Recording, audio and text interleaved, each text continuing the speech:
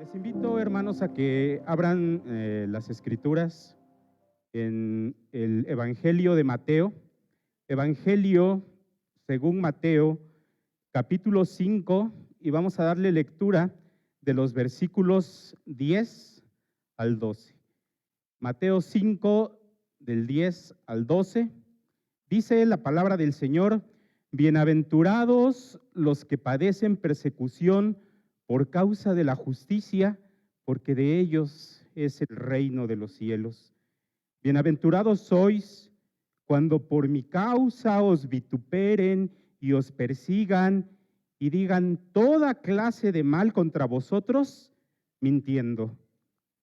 Gozaos y alegraos, porque vuestro galardón es grande en los cielos, porque así persiguieron a los profetas que fueron antes de vosotros. Oramos. Nuestro buen Dios, te agradecemos, Señor, porque tu presencia, Señor, está aquí con nosotros y porque, Padre, queremos en estos momentos, Señor, solamente hablar y meditar en tu palabra, Señor. Lo que tú tienes hoy para nosotros, Señor, te rogamos que tú seas en cada corazón, en cada mente, para que este mensaje, Señor, quede grabado ahí, Señor. Y Padre, que podamos vivir, Señor, que podamos vivir y podamos reflejar, Señor, a Cristo en nuestra vida. Te lo rogamos, Señor, en Cristo Jesús. Amén. Hermanos, les decía que el tema es sobre la persecución. Y tal parece que en los últimos tiempos la persecución para la iglesia viene a ser un nuevo tema. Es algo que se siente, es algo que se percibe, pero vamos a ver en el desarrollo de este estudio, de este mensaje, que no es algo nuevo, es lo más antiguo que podemos conocer. Les estoy mostrando en la pantalla una lista. Es una lista mundial de persecución que sale año con año. Y esta lista de persecución es la última, es la más reciente, es la del año 2021. Y ahí se mencionan los 50 países en los que es más peligroso vivir como cristiano. Los 50 países donde es más difícil ser cristiano. Y no sé si se alcance a ver, pero por ahí está encerrado en un círculo nuestro país, México. En este año 2021 ingresó al número 37 de esos 50 lugares donde es más difícil vivir como cristiano. El número 1, por 20º año consecutivo, es Corea del Norte. Es el lugar más difícil para vivir. Aunque ustedes van a ver ahí dos colores en este mapa, un color anaranjado, un color rojo. El color anaranjado es donde es muy difícil vivir, pero el color rojo es donde es extremadamente difícil.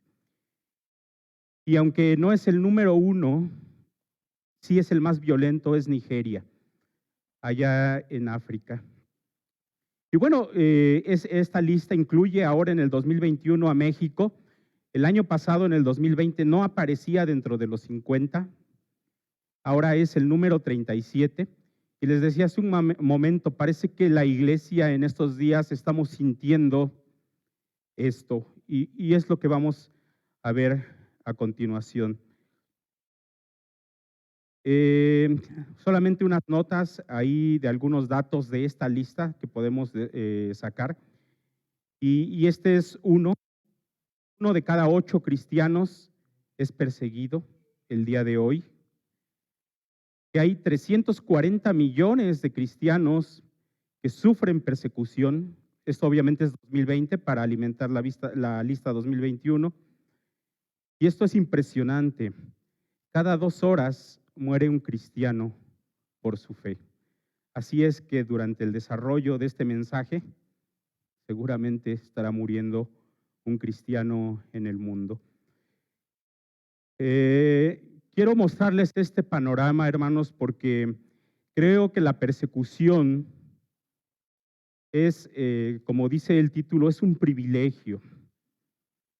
Y déjenme contarles, hermanos, una historia de un matrimonio, dos misioneros que fueron al África.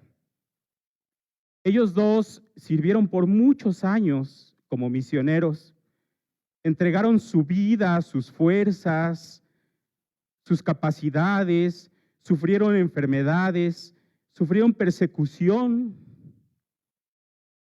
Y estos misioneros finalmente, ellos ya ancianos, regresan a su país de origen. Ellos son americanos. Y ellos se embarcan en un barco, obviamente, y ellos van viajando hacia Nueva York, y sucede que en ese viaje viaja ahí mismo el presidente de los Estados Unidos, en ese entonces Theodore Roosevelt. Está viajando en el mismo barco y ellos se asombran porque pues hay mucho alboroto en el mismo barco, porque ahí va el presidente. Y el hermano, el hombre dice, bueno, le dice a su mujer, ¿te das cuenta? Viene el presidente de los Estados Unidos, porque viene también de África, porque él fue a realizar un viaje de cacería. Él fue a cazar al África, dice, y toda la gente ve cómo le hacen unas fiestas, cómo lo celebran, y nosotros que entregamos toda nuestra vida, nadie nos conoce siquiera, nadie nos da un saludo. Y bueno, sucede que llegan a Nueva York, desembarcan, y ahí está esperándolo una gran multitud al presidente, y con mucho sonido, los diarios ya han publicado su llegada, y este hombre sigue pensando y diciéndole a su mujer, ¿te das cuenta? ¿Te das cuenta? Nosotros entregamos nuestra vida por Cristo y no hay alguien que siquiera se fije en nosotros. Hermanos, en este pasaje que acabamos de leer, en Mateo capítulo 5, de los versículos 10 al 12, dice la palabra del Señor que somos bienaventurados.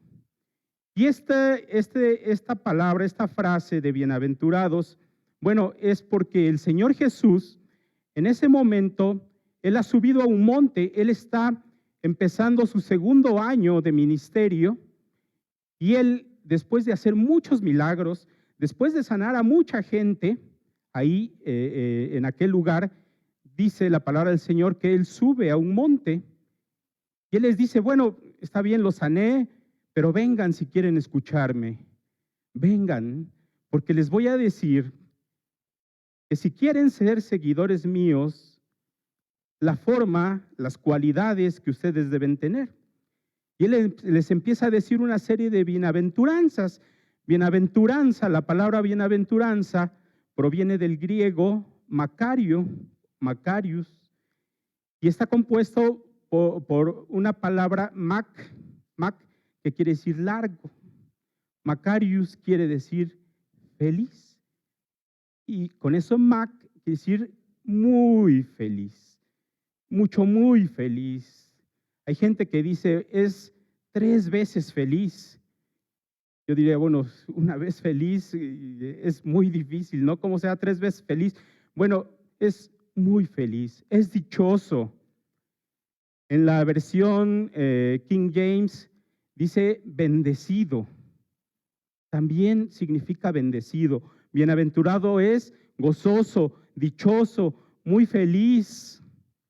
Y el Señor Jesús está dando una serie de bienaventuranzas, y Él ha dado 7 ya, acerca de las cualidades que deben tener los hijos de Dios, las cualidades que deben tener los cristianos, las cualidades que debemos tener tú y yo.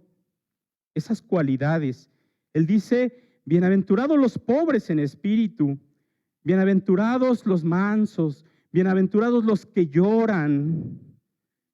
Bienaventurados los que tienen hambre y sed de justicia. Bienaventurados los pacificadores. Todas esas son cualidades. Y llegamos a la octava bienaventuranza, y esta es muy diferente de las otras 7. Esta bienaventuranza, la octava, es diferente porque no es una cualidad. Es más bien el resultado de tener las otras 7 cualidades. En esta octava, el Señor está diciendo: bienaventurados, dichosos, gozosos, los que padecen persecución por causa de la justicia. Y fíjense, hermanos, que si hay algo hay que agradecerle a nuestro Señor Jesús cuando Él expone estas bienaventuranzas, porque ¿quién no quiere ser feliz? ¿Quién no quiere ser 3 veces feliz? Pero el Señor Jesús nos dice en esta última el costo que supone ser seguidor de Cristo Jesús.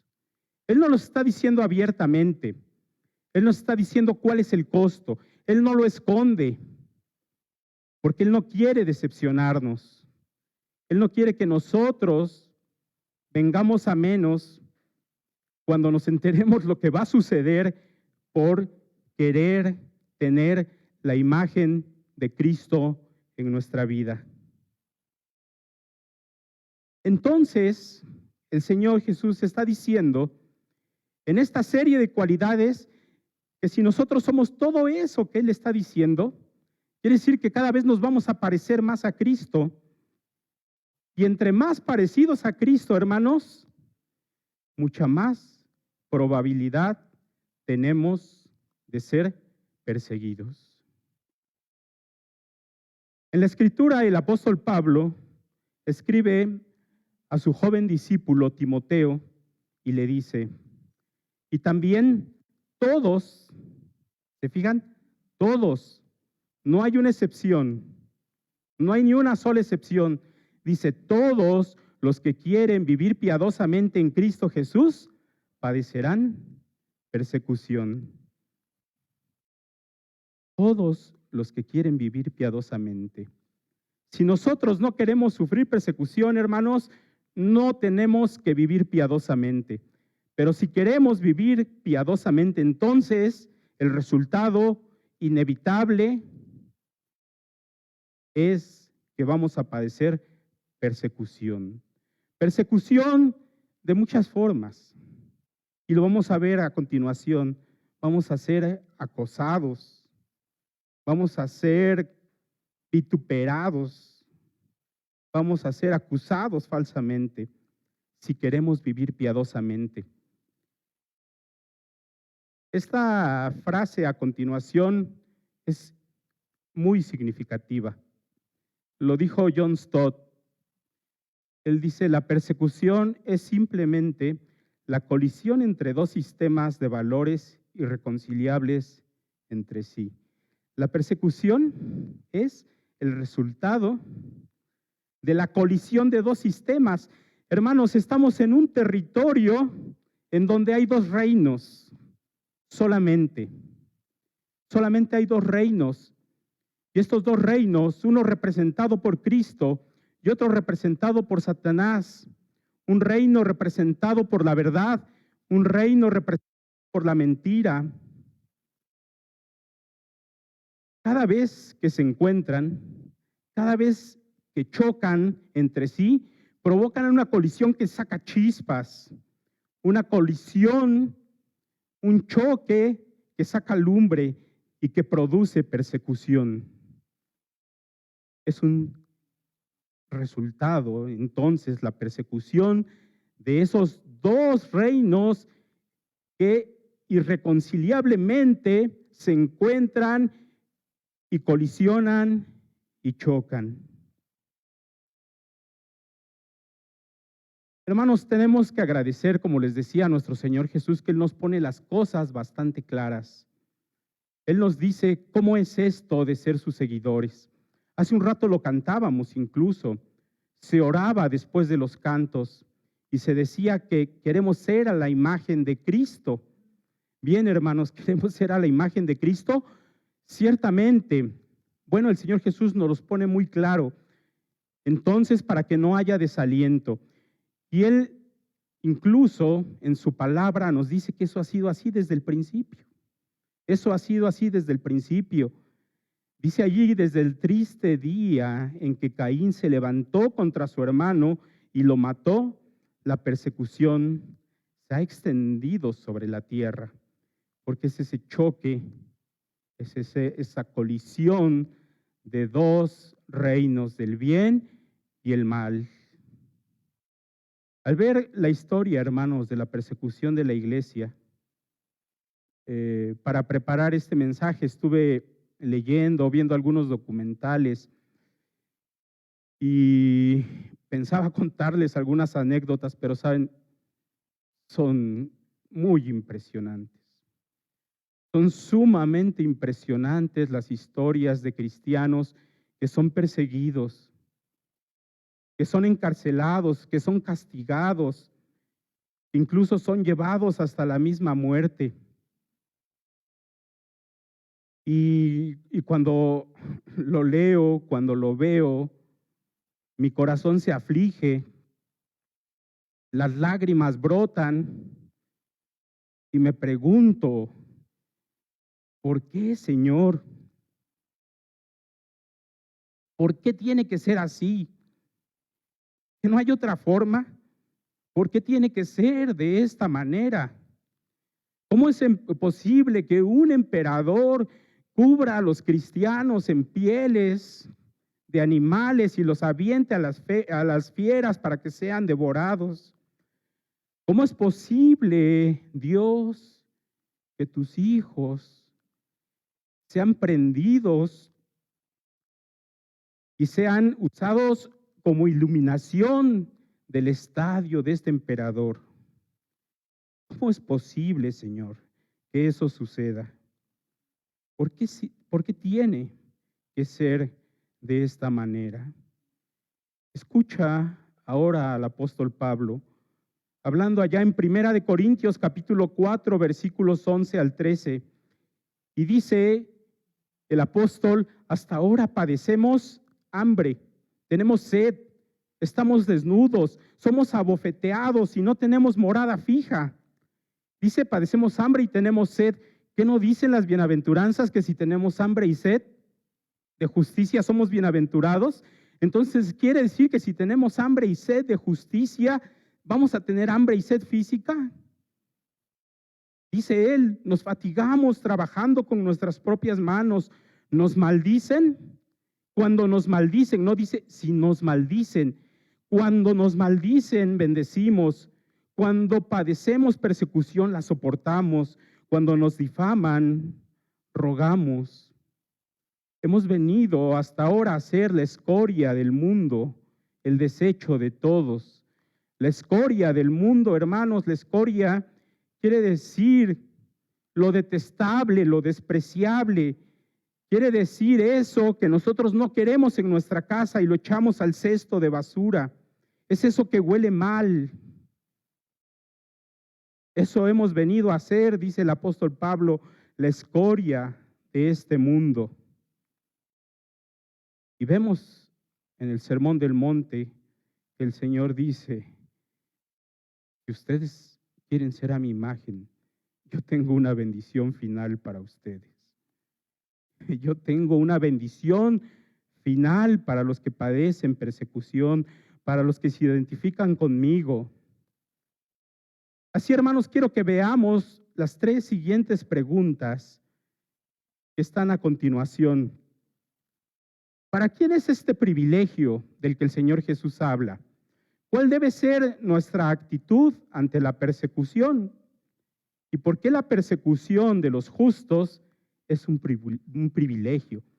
¿Cuál es el motivo de que nos consideremos privilegiados de ser perseguidos? ¿Para quién es entonces este privilegio?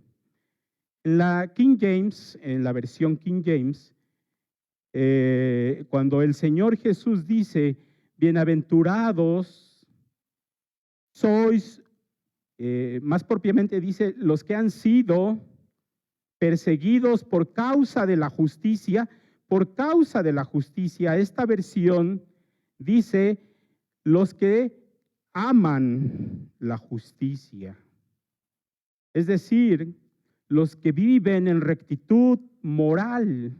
Esos son los que viven buscando ser rectos, los que aman la justicia. El problema, ¿saben cuál es, hermanos? Que eso molesta a los que viven en pecado.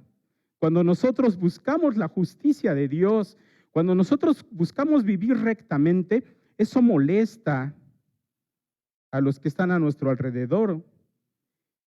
Y es que la santidad irrita. ¿Saben por qué? Porque pone en evidencia el pecado. Más adelante en este mismo sermón, el Señor Jesús nos invita a ser la luz del mundo y la sal de la tierra. Y más allá de que nos invite a ser, Él nos dice, vosotros sois. Que se nos quede esto, hermanos grados. Él no está diciendo, van a ser, busquen ser. Él dice, ya son. Ustedes ya son la luz del mundo. Yo soy la luz del mundo. ¿Saben cuál es el problema a veces? Que nuestras lámparas se descomponen, que nuestras lámparas están sucias y no reflejan esa luz que deberíamos dar. Pero cuando nosotros conocemos a Cristo y Él viene a nuestro corazón y mora en Él, nosotros somos esa luz del mundo. ¿Y saben lo que hace la luz en las tinieblas?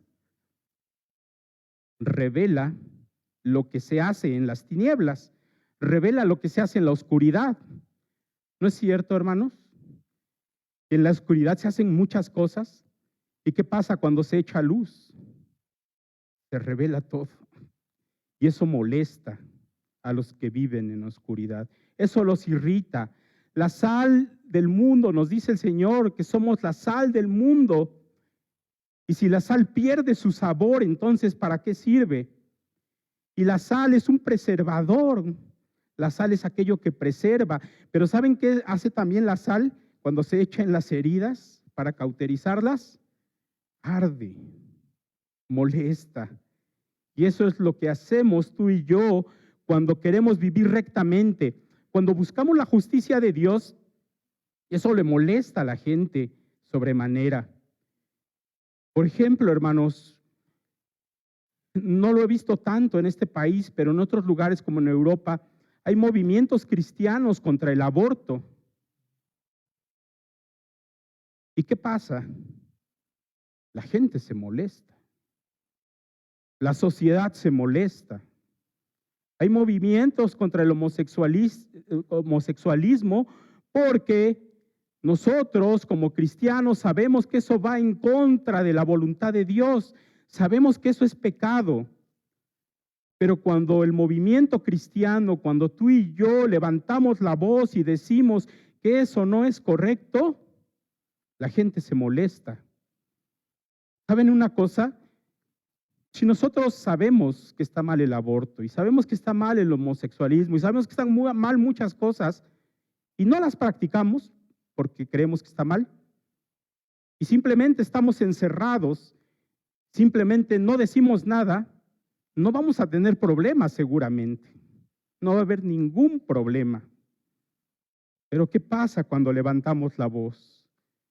Cuando nuestra luz se enciende y revela las tinieblas, revela el pecado que hay en esas tinieblas. Eso le ocurrió, hermanos, a Juan el Bautista, ¿recuerdan? Juan el Bautista le decía al gobernador de su época, le decía, tú tienes que dejar a esa mujer porque esa mujer no es tuya. Esa es la mujer de tu hermano. Tú tienes que dejarla. Y lo mataron. El Señor Jesús, si hubiera predicado y no le hubiera dicho a la clase de su tiempo, a la clase religiosa, a los fariseos, a los escribas, a los saduceos, a todos ellos, si no les hubiera dicho que ellos estaban haciendo mal, tal vez Él no hubiera sido crucificado. Así ha pasado con muchos hombres a través de la historia. Nos encontramos a Esteban. siendo apedreado, porque le dice a su generación que ellos mataron al Hijo de Dios, ustedes lo asesinaron. ¿Y qué hacen con Esteban? Van y lo apedrean y lo matan. Y saben, yo creo que Esteban era uno de estos hombres bienaventurados que dice el Señor Jesús, cuyo rostro resplandecía como el rostro de un ángel. Cuando estaba siendo apedreado, él decía, Padre, perdónalos porque no saben lo que están haciendo.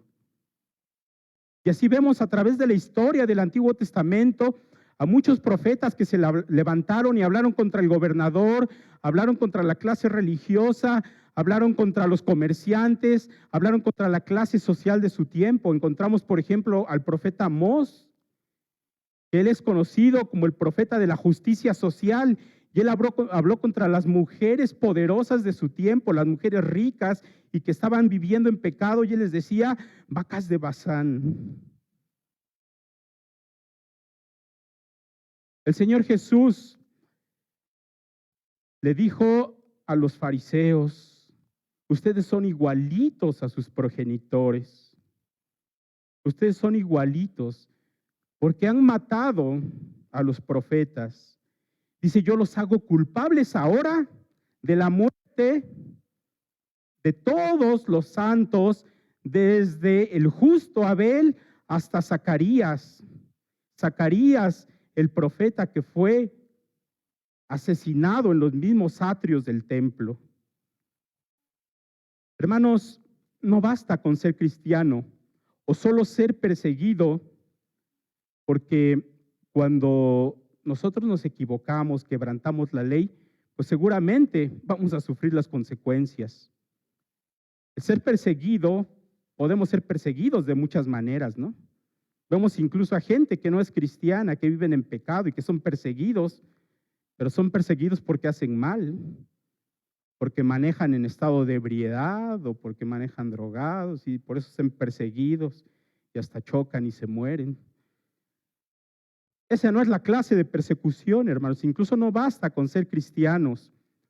Es más bien porque nosotros estamos del lado del reino de Cristo y chocamos y colisionamos con ese mundo. Pero a veces se nos olvida, hermanos, a veces se nos olvida eso y nos sorprendemos. Y nos sorprendemos y decimos, ay, ¿por qué viene persecución? ¿Por qué la gente no me quiere? ¿Por qué ya ni me hablan? Escuche algo, hermano. El apóstol Pablo, allá en Filipenses 1, versículo 29, dice, porque a vosotros es concedido a causa de Cristo, no solo que creáis en Él, sino también que padezcáis por Él. Fíjense eso, hermanos, porque a vosotros es concedido. Esta palabra aquí se usa la palabra charis, gracia. A ustedes les es dada la gracia por amor de Cristo, no solo que creas en Él, sino también que padezcas por Él. ¿Se dan cuenta? Una gracia para creer en Él y otra gracia para ser perseguidos. Entonces, el ser perseguidos también es gracia de Dios. También es una persecución, la persecución una gracia, es un privilegio. Entonces, ¿quiénes son los privilegiados? Los que buscan que su vida esté de acuerdo a los preceptos de Dios, a los que reflejan la luz de Cristo en su vida, a los que viven de acuerdo a la imagen del Hijo. Esos son los privilegiados, esos son los perseguidos. De hecho, el Señor Jesús allá en Lucas, en un sermón también muy parecido a este, pero donde Él, además de bienaventuranzas, da ayes, dice, ay de vosotros cuando todos los hombres hablen bien de ustedes, ¿sí? Ay de ustedes cuando todos los hombres hablen bien de ustedes, porque así hacían sus padres con los falsos profetas. ¿Cuántos falsos profetas hoy en día vemos? ¿Y la gente qué hace? Habla bien de ellos, ¿no? Qué divertidos, ¿no? Qué graciosos son los mensajes de estos falsos profetas, ¿verdad? y hablan bien de ellos. Y el Señor dice, ay de vosotros cuando los hombres hablen bien de ustedes, porque así lo hacían sus padres. Bien, hermanos, la manera de no ser perseguido entonces es no abrazar la causa que Cristo nos dejó. Ahora, la siguiente pregunta, ¿cuál debe ser nuestra actitud en la persecución? Esto va siendo más emocionante. Ya sabemos quiénes son los perseguidos. Ahora, ¿cuál debe ser nuestra actitud durante la persecución? Dice el Señor allá en el verso 12a de Mateo 5, el texto que estamos leyendo, después de decir que bienaventurados sois, los que padecen persecución, bienaventurados son, dice, los que son vituperados, perseguidos, los que hablan mal por causa de Cristo. Vituperar es decir mentiras, es prohibir hablar, es censurar, es decir muchas cosas contra uno. Y el Señor después de eso dice, ¿qué? Bienaventurados sois cuando por mi causa os persigan y os vituperen y digan toda clase de mal contra vosotros mintiendo. Y luego dice, ¿qué? Regocijaos y alegraos, ¿verdad? Gozaos. Bien, hermanos, pues fíjense que la persecución, una cosa es tolerarla, una cosa es aguantarla, pero otra muy diferente es hacer lo que el Señor nos dice. Dice, regocijaos, gócense, regocíjense y alégrense. Y Él nos dice, esto, ¿saben cómo nos los dice? A diferencia de las otras bienaventuranzas, nos los dice en imperativo. ¿Qué quiere decir eso? Que es un mandato, que yo lo tengo que hacer, que si me persiguen, yo me tengo que gozar. Y digo, Señor, entonces si me persiguen, tengo que decir, gloria a Dios, aleluya, porque soy perseguido. Pues fíjense cómo dice en esta palabra, porque es peor aún. Dice el Señor, alegraos. ¿Y saben qué significa esa palabra de alegraos? Quiere decir brinquen, brinquen, salten. No solamente estén felices, gócense y salten y brinquen porque han sido perseguidos. Yo me acuerdo de una anécdota de un pastor que decía, allá en los años en que Argentina estaba en guerra con Inglaterra, ¿se acuerdan? Por las islas aquellas, las Malvinas. Él decía, bueno, una vez invité a unos hermanos que venían de Estados Unidos, los invité a ver un partido, porque bueno, así son los argentinos, ¿verdad? Les gusta mucho el fútbol. Bueno, fueron al estadio de fútbol y dice que toda la gente allá estaba brincando, gritando, y como estaba de moda eso de la guerra, decían ahí en el estadio, el que no brinque es inglés, ¿verdad? Y los hermanos le preguntan en inglés, ¿qué están diciendo? Y le dice, cállense, cállense, brinquen, ustedes brinquen. A veces hacemos eso en el mundo, ¿verdad? Hacemos lo mismo que el mundo para que no nos vaya mal. Pero aquí el Señor Jesús nos está diciendo, brinquen de alegría porque son perseguidos. ¿Cómo hacer eso, hermanos? ¿Cómo obtener ese gozo? La Biblia nos da muchos ejemplos, múltiples ejemplos. ¿Se acuerdan de Pedro y Juan? Cuando ellos están predicando y son apresados porque están predicando y los meten a la cárcel y por la noche viene un ángel del Señor y los libera y les dice, ustedes sigan predicando, síganle. Y los principales al día siguiente dicen a los guardias, tráiganme a aquellos hombres, tráiganme a Pedro y a Juan. Y los van a buscar y regresan y dicen, pues ¿dónde están? Pues ya no están. Ahí está la guardia, está todo, ya no están. Pues vayan a buscarlos, ¿dónde están? ¿Saben dónde estaban, hermanos? En el templo, predicando la palabra del Señor. Después de haber estado presos, están predicando y los traen. Y aquellos hombres les dicen, ustedes no pueden hablar. Ustedes no pueden hablar esa palabra porque están levantando al pueblo y están diciendo que nosotros matamos a su profeta y nos están echando a la gente encima. Y ellos dicen, es necesario obedecer a Dios antes que a los hombres, punto. Listo, ya está, nada más. Y ellos empiezan a decir, ¿qué les hacemos? ¿Qué hacemos con ellos? Los soltamos otra vez, vuelven, ¿verdad? Y otra vez. Y está ahí un hombre llamado Gamaliel y él les dice, miren, ¿saben qué? Si ese movimiento no tiene pies ni cabeza, como ha habido muchos otros, pues seguramente se va a diluir, así es que déjenlos. ¿Saben por qué? Porque a lo mejor nos encontramos peleando con Dios. Y lo sueltan, pero dice la palabra del Señor allá en Hechos 5, 18, versículo 18, que los mandan y les dicen, azótenlos. Antes les dicen ellos, ¿qué hacemos con ellos? Los queremos matar. Así como Esteban, cuando lo agarran, estos hombres no están jugando, estos hombres no están diciendo, ay, son los cristianos. Los cristianos. Y ellos, dice la palabra del Señor, cuando mataron a Esteban, que rechinaban los dientes. Decían, te quiero matar. Estos hombres están diciendo de Pedro y Juan, los queremos matar, azótenlos. Y los mandan a azotar. 39 latigazos. Y dice, y échenlos para afuera. ¿Y saben qué van haciendo Pedro y Juan después de ser azotados? ¿Se imaginan un castigo de esa naturaleza? Ellos van y dicen,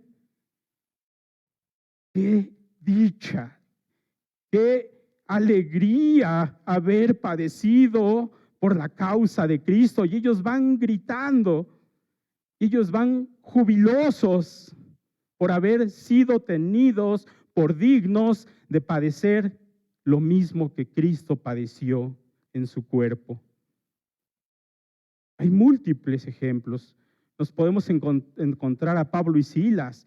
Ellos, después de haber hecho que una mujer que utilizaban como negocio, que estaba endemoniada y la utilizaban y tenía un espíritu de adivinación, dice la Biblia, la utilizaba la gente para poder sacar dinero, y Pablo y Silas van y sacan ese demonio de esa muchacha y se les acaba el negocio. ¿Por qué? Porque Pablo y Silas estaban del lado del reino de Cristo, ¿verdad? Estaban colisionando con ese mundo y los apresan, y dice la Biblia que después de azotarlos también, pero ahí dice que con varas, ahí les dan varazos a ellos y dice que los echan hasta lo más profundo del calabozo, y no solamente hasta lo más profundo, maloliente, frío calabozo, sino que les atan las manos y los pies. ¿Y saben qué hacían a medianoche estos hermanos, Pablo y Silas? Dice que oraban y cantaban himnos, y todos los presos los escuchaban. Seguramente los presos decían, ya déjenme dormir, ¿no? ¿Qué les pasa? Ni con tantos latigazos, con tantos varazos, dejan de cantar a su Dios, dejan de hablar de Él. Estos hombres estaban gozosos, aún a pesar de haber sido castigados. Nadie explica mejor que nuestro Señor Jesucristo la razón por la que el cristiano es perseguido. En Juan 15, 19, el Señor dice, si fueran del mundo, el mundo los amaría, porque el mundo ama lo suyo, pero ustedes no son del mundo, nosotros ya no somos del mundo. Dice, antes yo los elegí del mundo, por eso el mundo los odia. Por eso el mundo nos odia, hermanos. Por eso el mundo nos toma como un cesto de basura o nos echa al cesto de basura. Por eso somos la escoria de este mundo. Por eso el mundo no nos quiere. ¿No le ha pasado eso a usted, hermano, alguna vez? ¿No ha hablado alguien mal de usted por expresar su fe? Tenemos al mundo en contra de nosotros, como ya lo veíamos, porque estamos del equipo de Cristo, del lado del equipo de Cristo. Pero saben, aparte del mundo, también tenemos a Satanás en contra nuestra. ¿Por qué? Porque Satanás no quiere que a sus hijos les vaya bien. Satanás no quiere que nosotros prosperemos. En el único registro que hay en la Biblia de Dios hablando con Satanás, lo encontramos hablando de un hombre, de Job. El Señor, nuestro Dios, le dice a Satanás, ¿de dónde vienes? Y él dice, pues de pasear por la tierra. Ahí andaba. El Señor le dice, ¿has visto a mi siervo Job? ¿Cómo él es perfecto en todos sus caminos? ¿Cómo él es recto? ¿Cómo no hay ninguno otro como él en toda la tierra? Yo me maravillo cuando el Señor habla así de uno de sus hijos. Y Satanás le dice, no, espérate, no, eso es Job, porque tú le has llenado de bendiciones, tú le has puesto cerco a donde vive, tú le has llenado de abundancia, tú le has hecho que su trabajo prospere. Y allí podemos ver a Satanás, él no está contento cuando a sus hijos les va bien. De hecho, él no cree que Dios puede producir hijos que están contentos en la aflicción. Y él le dice, toca lo que tiene, extiende tu mano, le dice Satanás, extiende tu mano y quítale todas tus bendiciones y vas a ver si no te maldice en tu propia presencia. Y saben, el Señor acepta el reto, le dice, tócalo, ve, sacúdelo. Y creo que Satanás saliendo de ahí no solamente fue a trabajar con él, fue a trabajar con su esposa, porque encontramos a su esposa diciendo las mismas palabras que dijo Satanás. Le dice a Job, maldice a tu Dios y muérete. Satanás es lo que le dice a Dios. Él te va a maldecir en tu presencia. Y el Señor acepta el reto y le dice, mira, sacúdelo y yo te voy a demostrar que lo peor que tú le puedes hacer va a sacar lo mejor de él. El Señor acepta el reto. Y el Señor permite que usted o que yo, el Señor dice, toma a Juan, toma a Miguel y sacúdelo. Y lo peor que tú le puedas hacer, yo voy a hacer que él saque lo mejor. ¿Qué es lo peor que nos puede hacer Satanás, hermanos? ¿Qué es lo peor que puede hacer? Si el Señor le da permiso, quitarnos la vida. ¿Y saben qué sucede cuando nosotros perdemos la vida? En ese momento, así como se decía antes, en vivo y a todo color vamos a estar en la presencia del Señor. Ese día va a ser el día más feliz de nuestras vidas. Lo peor que puede hacer Satanás es lo mejor que nos puede pasar. Estar en la presencia de Dios. ¿Se dan cuenta por qué tenemos que estar gozosos, hermanos?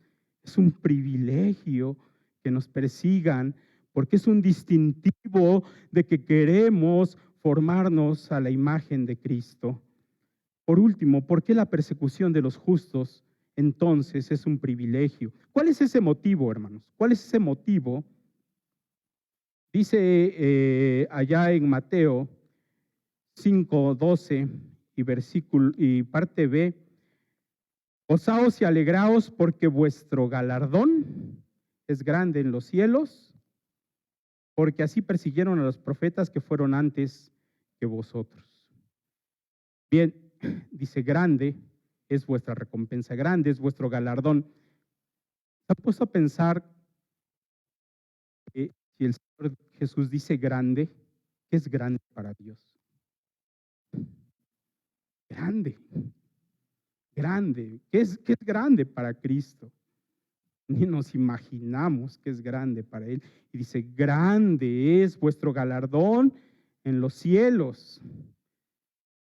Eso es grande, hermanos. Eso es grandioso, diría yo. Eso es espectacular. Nuestro galardón que está en los cielos es nuestra promesa que está segura, que está garantizada. Es nuestra promesa que es el sí y el amén en Cristo Jesús. Y luego dice el Señor, siéntanse bendecidos, porque así hicieron a los profetas que fueron antes de vosotros. Y muchos de ustedes dirán, bueno, ¿y eso ¿y qué que los profetas hayan sufrido? ¿No? ¿Eso a mí qué? Es consuelo de muchos, ¿no? ¿Qué tiene que ver que a los profetas los hayan perseguido antes que a nosotros? ¿Saben? Cuando el Señor Jesús dice, cuando a los profetas les hicieron lo mismo, nos está incluyendo en el mismo equipo. Somos del círculo, somos del equipo de los profetas. Ellos se inconformaron, nosotros también. Ellos tienen un rey, nosotros también. Ellos tienen un jefe, nosotros tenemos el mismo jefe. Somos del mismo equipo. A donde ellos vayan, yo voy. Y la herencia que ellos van a recibir, la voy a recibir yo. Somos del mismo team, diría alguien, del mismo equipo, ¿verdad? Somos bendecidos porque hay una identificación con Cristo, porque somos como ellos. Todos los demás no son de este equipo. Todos los demás no son de este equipo. Nosotros somos privilegiados de estar en este gran equipo. Bien, hermanos, para terminar solamente quiero preguntarles hoy, ¿hay alguien aquí que no quisiera tener el carácter de Cristo? ¿Hay alguien aquí que no quisiera tener el carácter de Cristo? ¿Hay alguien que no quiere hacer así? Sí, ya me esperaba eso. Todos queremos ser bienaventurados, queremos ser muy felices. Pero creo que para que nosotros seamos bienaventurados, doblemente, triplemente felices, dichosos, gozosos, tenemos que forjar nuestro carácter en el horno de Dios. No hay otra manera. No hay ninguna de estas cualidades que se describen en las bienaventuranzas, pobres en espíritu, mansos, que lloran, que tienen hambre y sed de justicia. No hay ninguna de ellas que no haya sido forjada en el horno de Dios. Y es que eso no se enseña ahí sentados en una silla, eso no se enseña en una escuela. Eso se forma en el calor de la aflicción de la vida. Y Dios va quebrantando todas esas cosas hasta hacernos a la imagen de su Hijo. Eso es vital. No es solamente importante, es vital. El quebrantamiento es continuo. En la currícula de la Universidad de Dios hay una materia que se llama aflicción. ¿Y saben cuál es el problema? Hay aflicción 1, 2, 3, 4, 5, 6. Hay aflicción 10. Y cuando pasamos la última ya estamos en la gloria de Dios. La aflicción es por toda la vida. Y es que ¿saben qué? Cuando el Señor nos quebranta, hoy nos quebranta y yo mañana ya me estoy reparando. Él tiene que reparar cada una, Él tiene que quebrantar cada una de las áreas de mi vida. Y Él me vuelve a quebrantar una y otra vez y otra vez. Simplemente quiero leerles esto, hermanos, que es muy significativo, porque a veces esto de la persecución, esto del sufrimiento lo tomamos de una forma equivocada. Dice así, se los voy a leer. Es muy literal esto. Cuando un corazón no quebrantado experimenta las bendiciones de Dios, él cree que se las merece. Cuando un corazón no quebrantado experimenta las bendiciones de Dios, cree que él se las merece. Él piensa que lo que tiene es porque se lo merece. El corazón que no ha sido quebrantado piensa que lo que Dios le ha dado, lo que tú tienes, él se lo merece por su trabajo, por su esfuerzo. Por eso es importante quebrantarlo. Número 2, cuando un corazón no quebrantado experimenta la gloria de Dios, cree que Él es el que produce la gloria de Dios.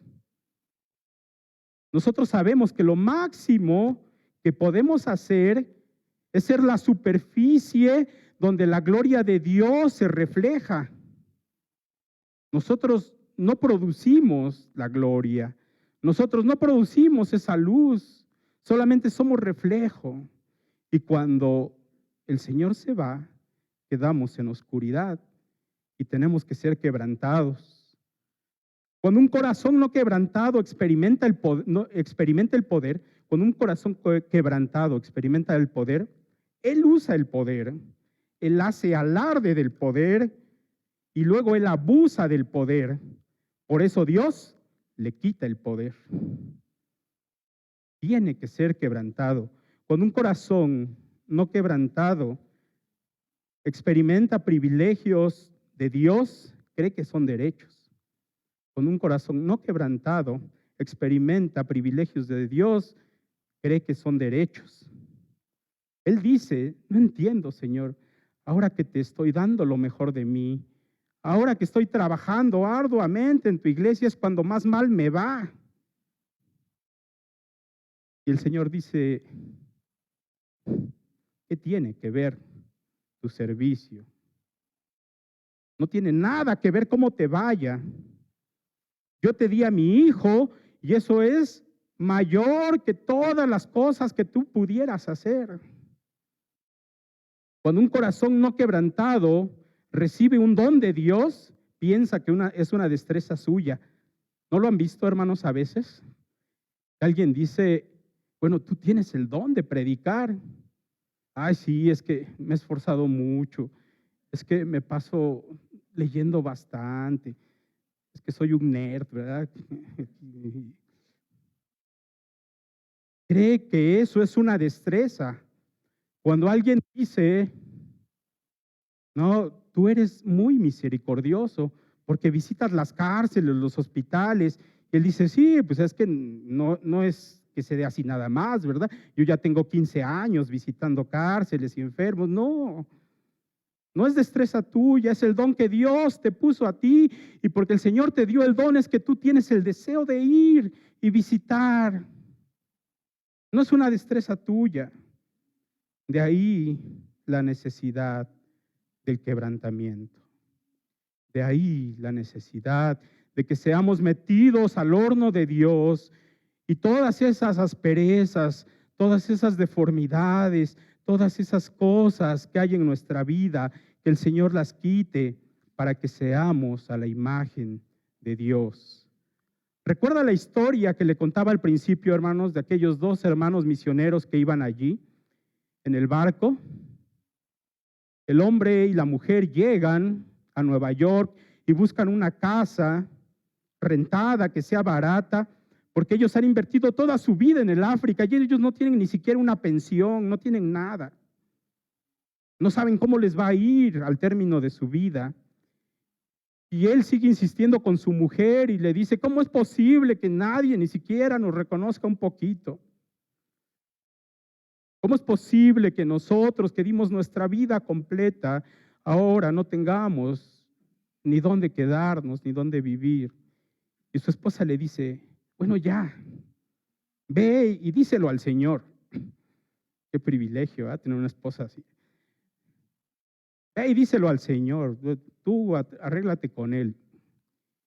Y este hombre va a su cuarto y se pone a orar y después de un rato sale gozoso, alegre, y la mujer dice, bueno, ¿qué te dijo el Señor? Y él dice, le expuse mi caso al Señor, le dije que estoy amargado, que estoy decepcionado. Y yo sentí que Él me tocó el hombro y que me dijo, pero si aún no llegas a tu hogar, aún no llegas a tu hogar. Hermanos, somos peregrinos y extranjeros en esta tierra, al igual que los profetas, al igual que los apóstoles, al igual que toda la gente que ha sufrido en la historia de la iglesia.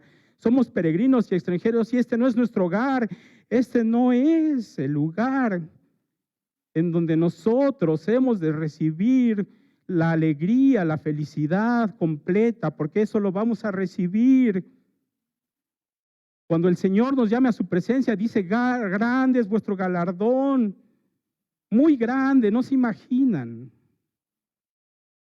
No te preocupes, este no es tu hogar, aún no has llegado a tu hogar. ¿Saben una cosa?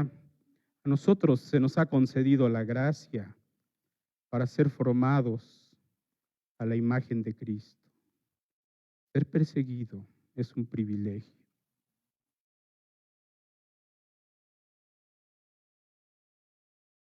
Algo que me llamó mucho la atención que escuché